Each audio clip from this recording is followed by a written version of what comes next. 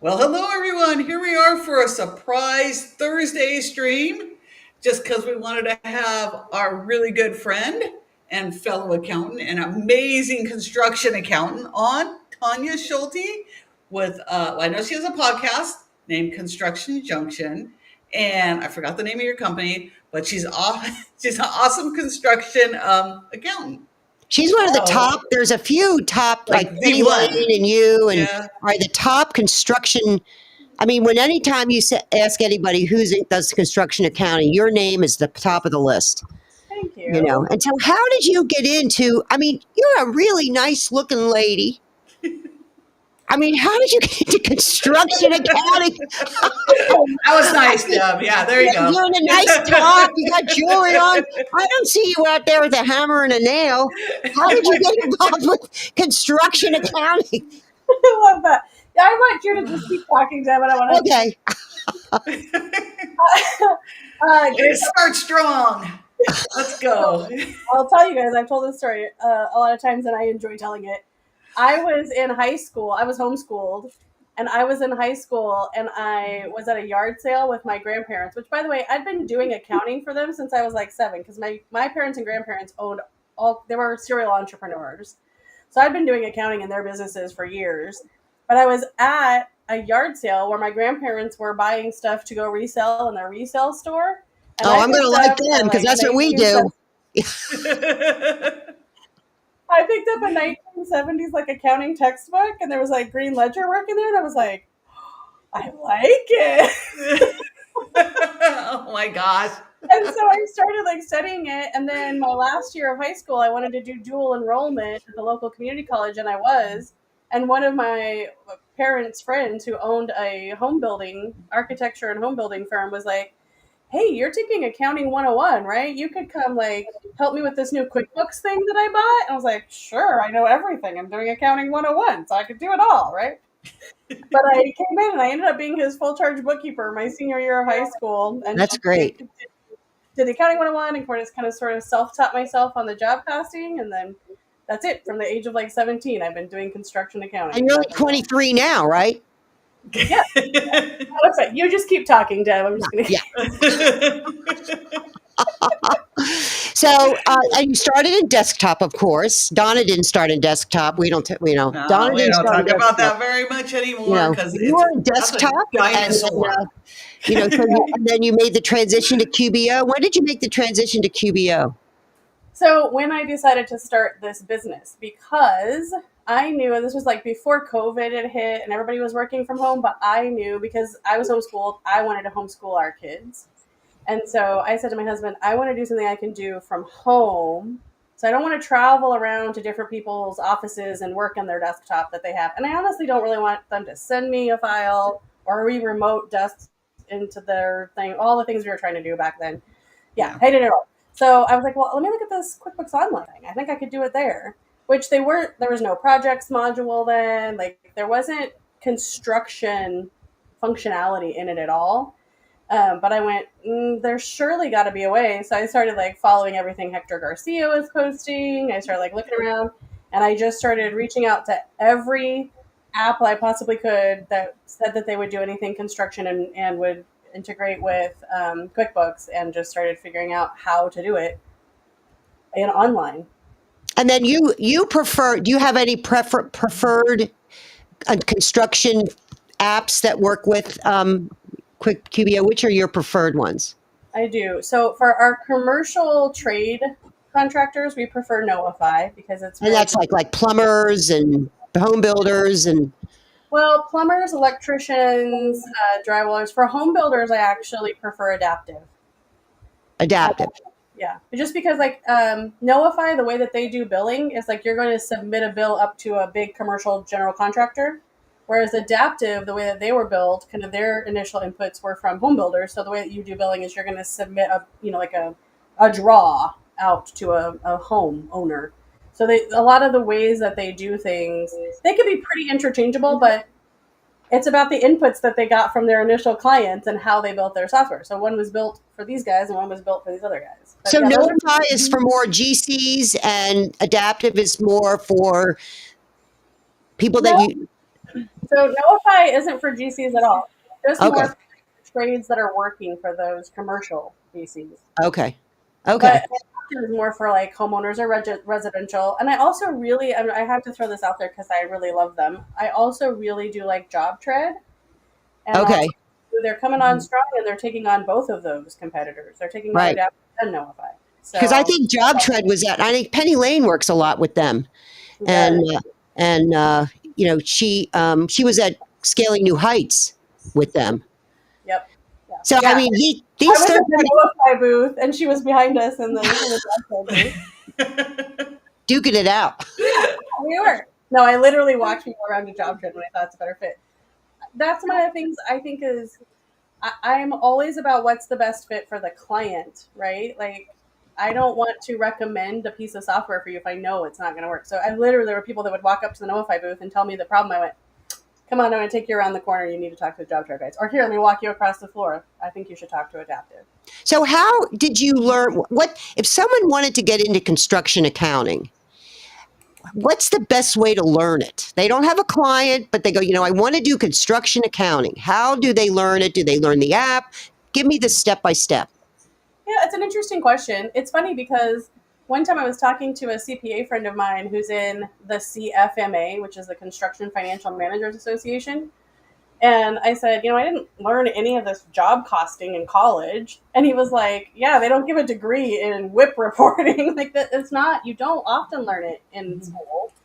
But honestly, I learned it on the job. And that's what I would recommend too. Like go work with, even if you own your own firm, I would say like call me, call Anna Calderon at Hard Hats Bookkeeping, call Dave Kersing at Capital. We're all doing construction clients all the time. And we co-firm. Like take a job on with us, and that's one of my favorite things to do is show Oh, I other. never even thought of that idea.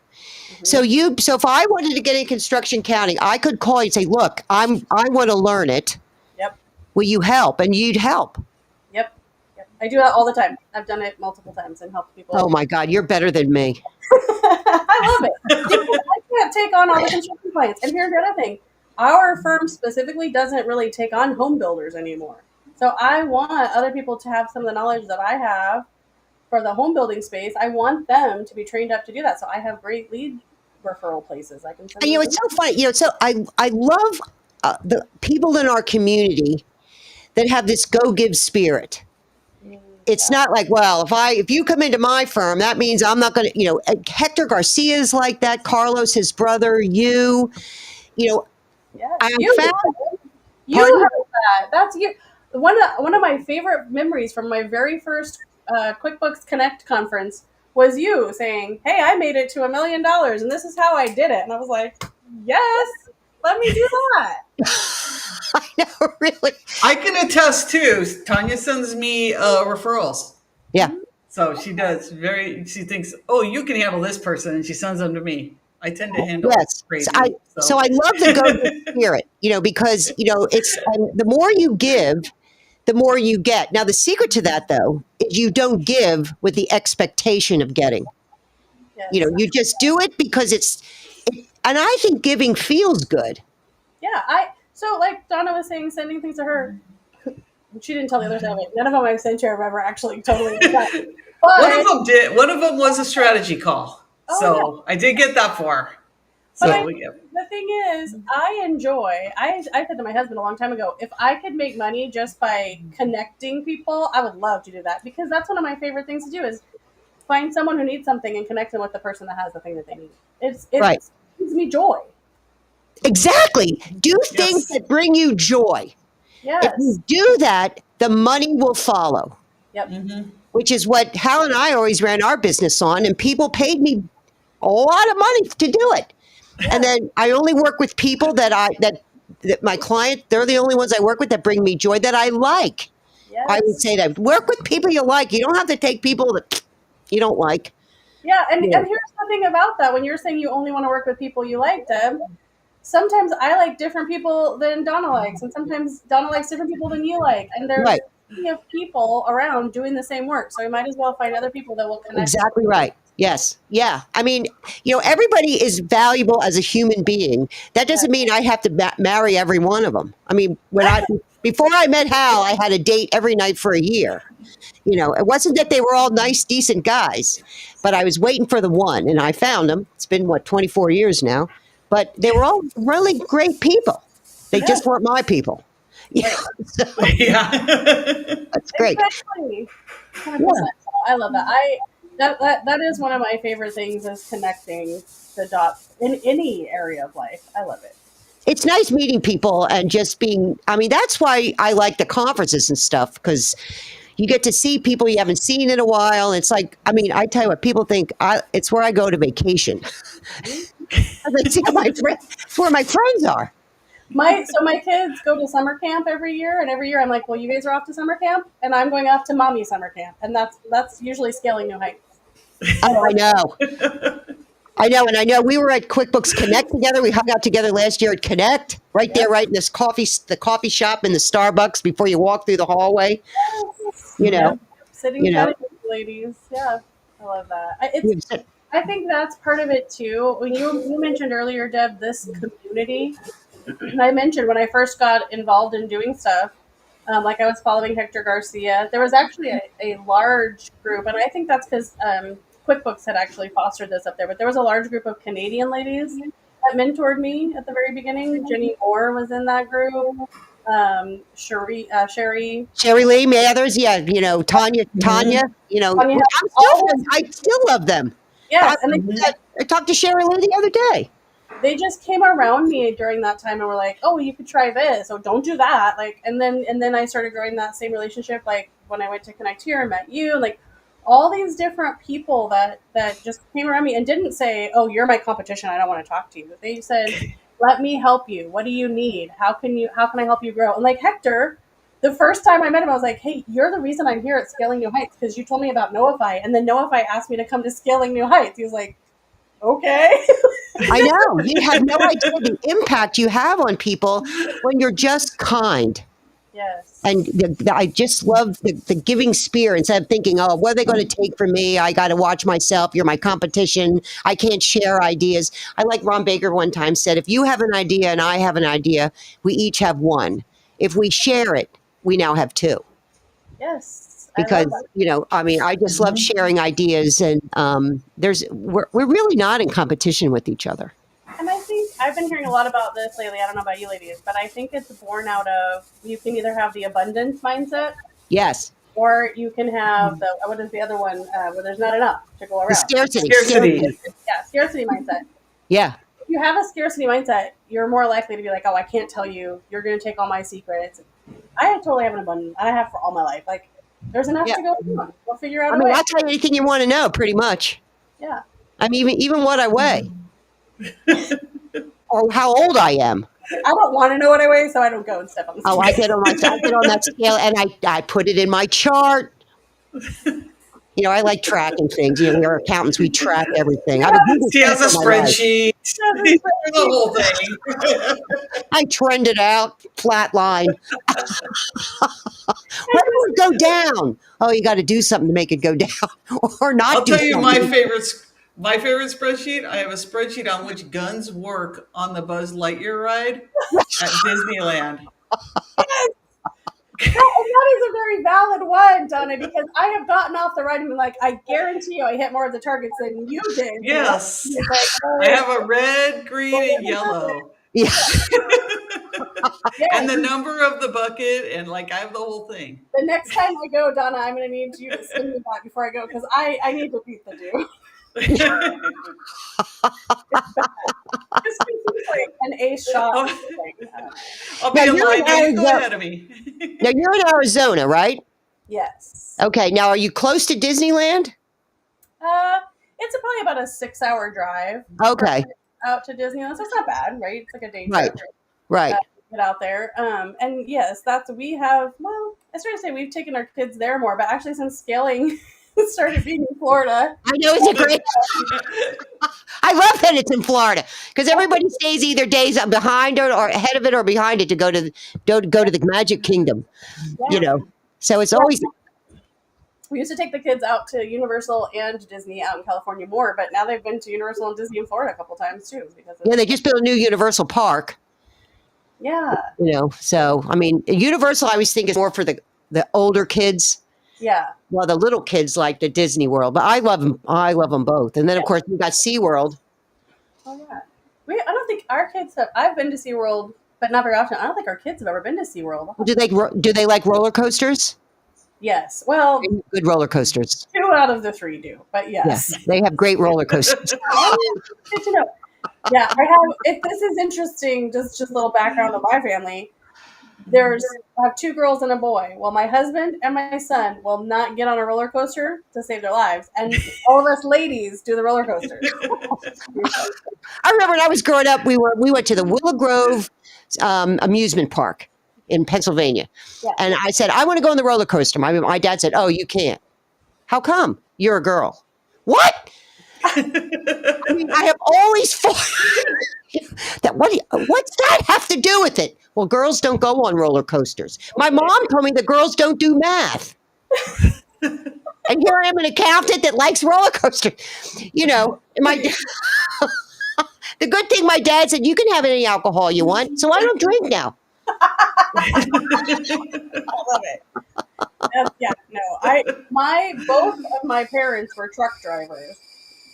That's actually how they met. My mom and dad were driving for the same company, so yeah, neither one of them ever told me that girls couldn't do anything that they wanted to, because my mom was out there doing truck driving with all of them. My dad always, my dad was very traditional. I was my dad's favorite because I liked all the things my dad liked. Mm-hmm. And my brother liked all the things my mom liked. Like my brother can cook and he likes doing all this stuff. And, I mean, I remember the day I met Hal, our first date, I said, look, there's 2 things you got to get up front. This is before I even told him what my last name was.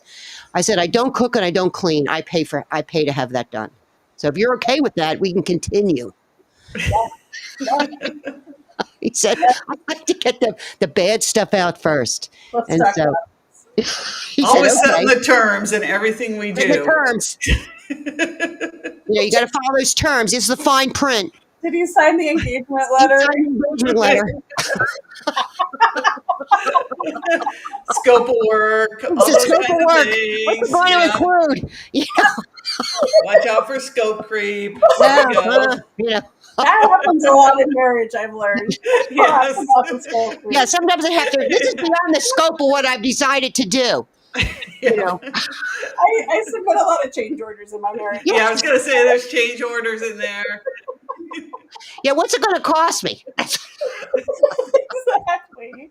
Here's the price. Here's the price for this. Yeah. On the paying to have things cleaned, my 20-year-old daughter came back to me. She rented a casita in our backyard the last year, and then she just moved out. When she left, her dad and I went out. We're like, you could have picked up a mop. You might have picked up a broom. Like, what happened down here? She goes, this is your fault, Mom. The entire time I lived at home, you had a cleaner come in and clean, and you never taught me.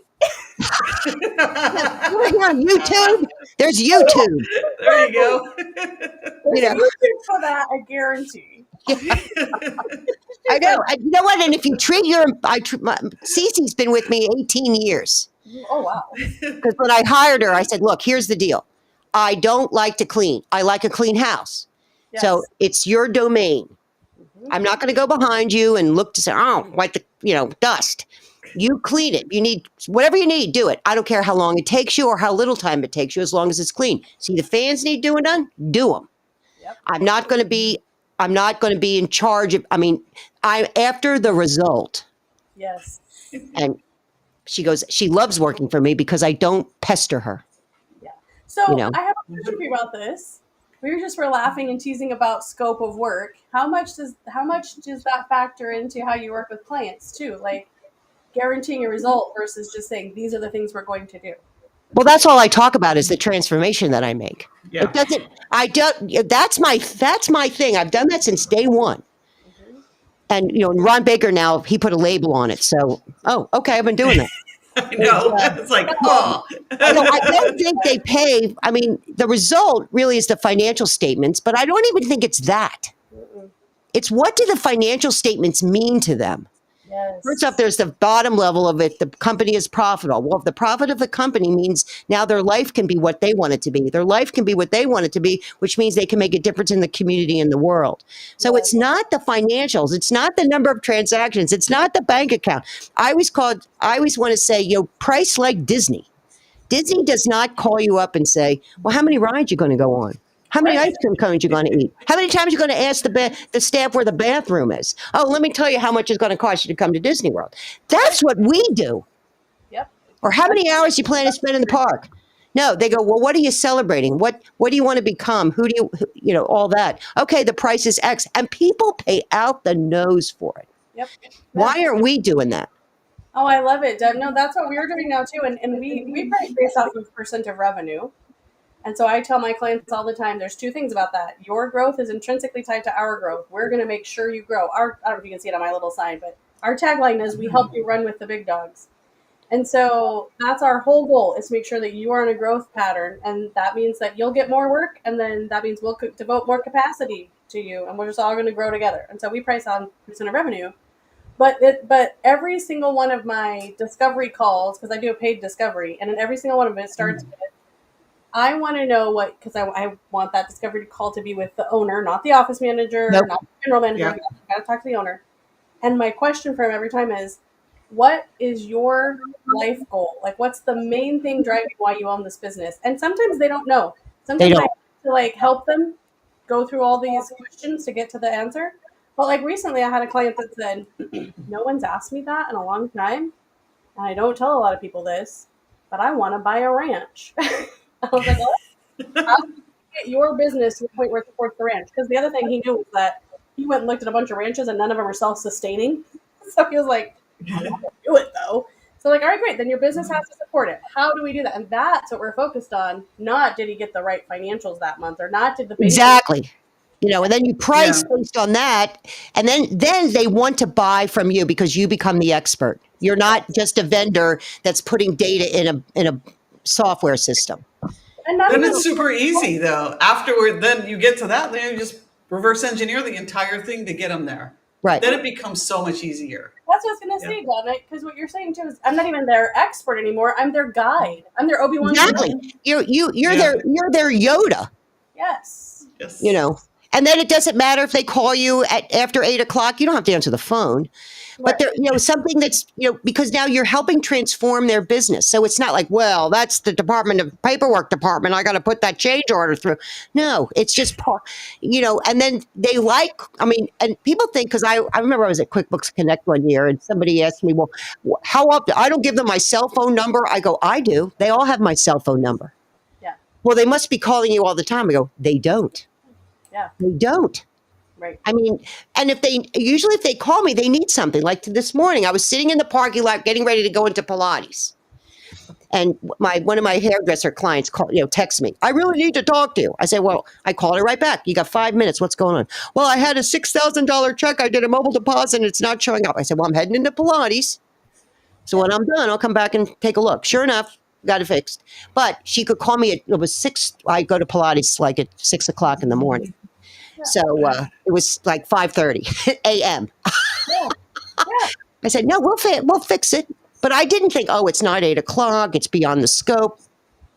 Right. Nope. No, Yeah. 100%. And So I people think, think I'm nuts. yeah. And I think that the secret to all of that too, like I said, is helping them understand what is your role. Yep. Because I won't, back to the thing about I'm only gonna work with people that bring me joy. I'm not gonna work, and I say this in every sales call, and then I reiterate it over and over in the discovery meetings.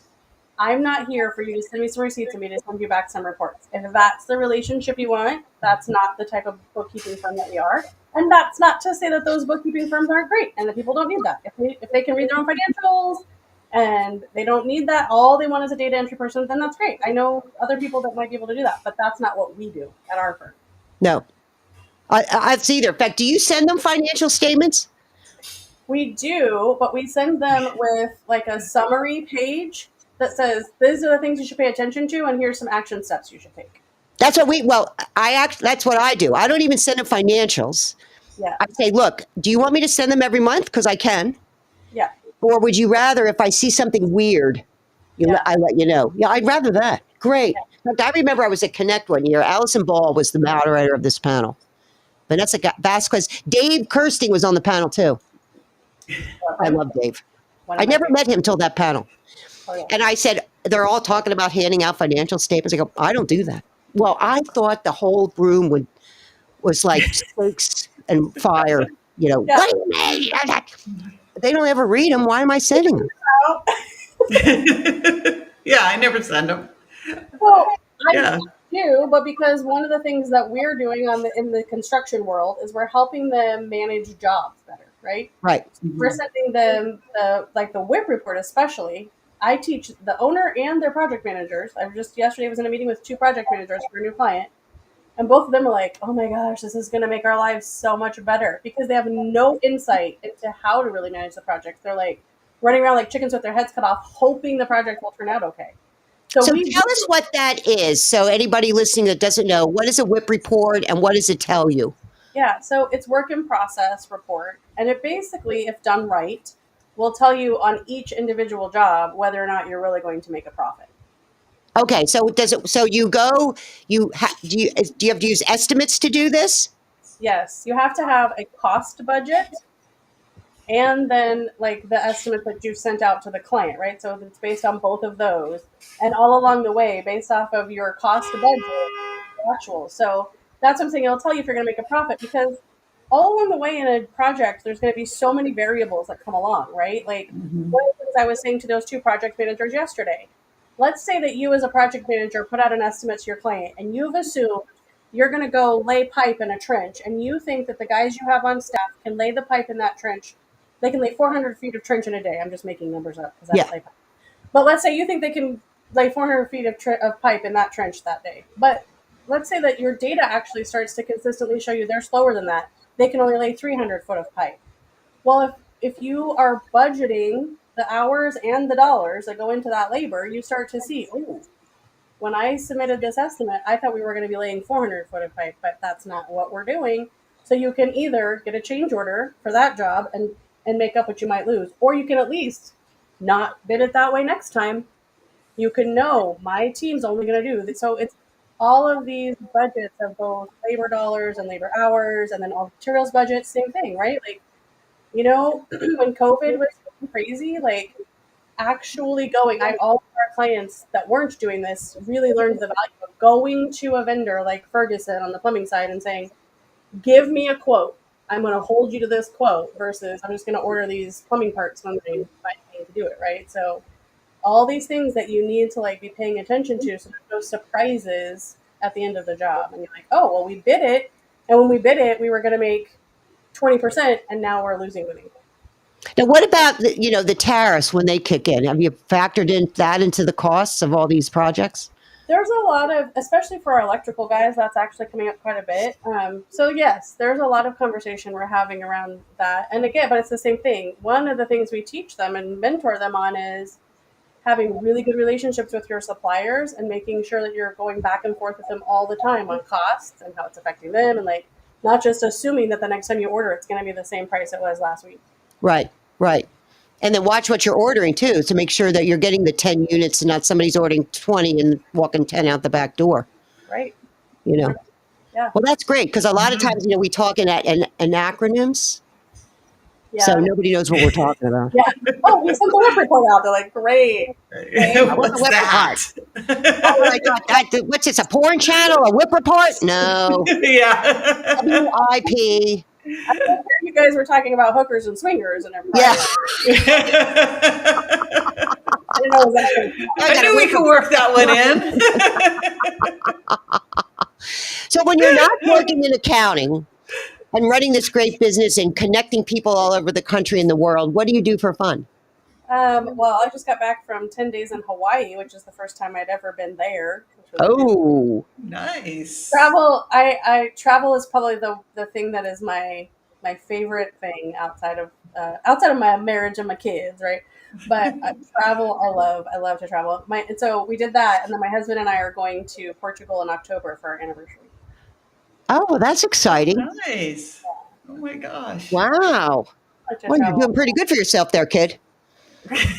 Well, I sat in this at this conference one time, and I heard this lady named Deb talk to me about how she got a $1 million firm up and running, and I just sit there. I myself. It's just that easy. Just took a couple notes and went out and built it. Yeah. Yeah, Just okay. like that. That's how it works, doesn't it? Really. Cool. 10 years later. Yeah, I know. That's great. You never know the impact you're going to have on people. So what, when you were in Hawaii, did you go see the Pearl Harbor exhibit? We didn't. We were in Maui, and we looked into doing some island hopping, but we had all the kids with us, all 3 kids. Like the costs and the time it was going to take away from the rest of our trip, we just decided not this time. We'll probably go back and go to the other island. Yeah, I want to go see that in the worst way. I've never been to Hawaii. Yeah. You know, I want to go see Oh my gosh, I didn't know that. I've never been. We went so much that my kids begged not to go. Yeah. Let's all 3 go. We have family there, so yeah. Let's all 3 go. Yeah. You know. What island is your family, or are they on all several islands? The Big Island. Oh, okay. Yeah. So when you guys go, do you usually go to the Big Island, Jonah?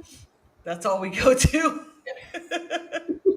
We've been, although we have been on the other islands, but usually it's the Big Island. But we've been on Maui and the other one, the Pearl Harbor one. I can't remember the name. Yeah, I don't know. But Oahu, yeah. So we've been to all that, but mostly we're over there with the family. Yeah. So not so much anymore. That But, makes yeah. sense. Mona, that's the same thing. I have all my siblings live in Tennessee, and Uh-huh. like 2 years ago, we were leaving Tennessee, and my husband looked at me and goes, "Okay, I like it. It's beautiful, but can we go somewhere else than Tennessee?" Yeah. Go to Portugal. Okay. So we're coming up to the time limit. So do you have any words of advice or sage words that you could give to any of our listeners that are in this profession? What would you advise them? What would be Tonya Schulte's way of doing things? Not so sure I'm all that sage. I say this all the time, and I found myself saying it more and more. I've teased all throughout this, right? Like, I have learned so much from both of you ladies. I remember, I don't know if you remember this, Donna, but I remember sitting next to you at a Scaling New Heights one time, and you were telling me, if I was you, I would never do, I don't remember what it was. I just remember, like, Donna's so right. I should not ever do that again. I've learned so much. Oh my gosh. From both of you ladies, and a lot of other people. But one thing that I used to do a lot, especially when I went to conferences, was I would take all those notes, like I was talking about earlier, and then I would come back and I would think, I should do everything Deb's doing, and I should do everything Donna's doing, and I should do everything Laura Redmond's doing, and I should do everything Stacey Kildall's doing, and I should do everything Hector Garcia's like. And so what I have started to say to people is, as you're learning from others, do not should yourself to death. Nope. Figure out what brings you joy. Figure out what type of clients you want to work with and who you want to hire. Like, do the things that bring you joy instead of thinking you should do what everybody else is doing. Right. Those are great words. Thank you. That's great. I'm gonna try to remember that myself. Of course, I always Me do what I too. want to anyway. Don't shoot yourself. So Donna, do you have any last questions for Tonya? What are you doing? Well, besides your traveling, that's exciting you right now. So I'm working with a coach that has been really helping me as I've been growing. So I've brought on more and more team members, and he has been really walking me through some amazing leadership development stuff, which I didn't know. I say it all the time to our trades. I was really good at my trade of doing accounting, and I didn't understand how to be a leader. Right? So he's been amazing.